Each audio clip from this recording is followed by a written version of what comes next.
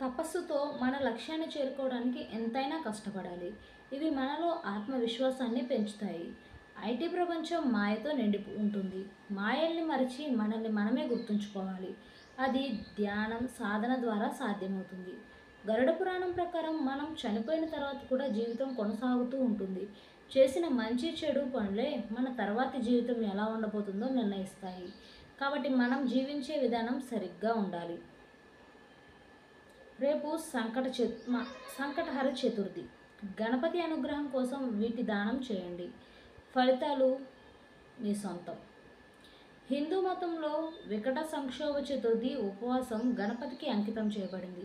ప్రతి నెల కృష్ణపక్ష చతుర్థి తిథి రోజున దీనిని పాటిస్తారు.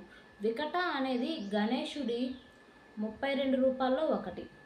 వినాయకుడు అడ్డంకులను, ప్రతికూల శక్తులను తొలగిస్తాడని నమ్మకం కనుక చతుర్థి తిథికి ప్రత్యేకమైన ప్రాముఖ్యత ఉంది. ఈ రోజున గణేశుడిని పూజించడం, ఉపవాసం ఉండటం వల్ల అన్ని రకాల ఇబ్బందులు, సమస్యలు తొలగిపోతాయని నమ్మకం. ఈరోజు చేసే ఉపవాసం ముఖ్యంగా ఏదైనా వ్యాధి, అప్పులు, మానసిక ఒత్తిడి లేదా కుటుంబ సమస్యలతో బాధపడుతున్న వారికి ఫలవంతం అని పండితులు చెప్తున్నారు. వికట సంకష్ట చతుర్థి జీవితంలో వచ్చే అడ్డంకులను తొలగించడానికి, గణేశుడి ఆశీస్సులు పొందడానికి, ఆనందం, శ్రేయస్సును తీసుకురావడానికి ముఖ్యమైనదిగా పరిగణించబడుతుంది. బుధవారం వచ్చే సంకటహార చతుర్థికి విశేష ప్రాముఖ్యత ఉంది. ఈ రోజున గణపతిని పూజించడం ద్వారా భక్తుల కోరికలన్నీ నెరవేరుతాయి. జీవితంలో ఆనందం నెలకొంటుందని నమ్మకం.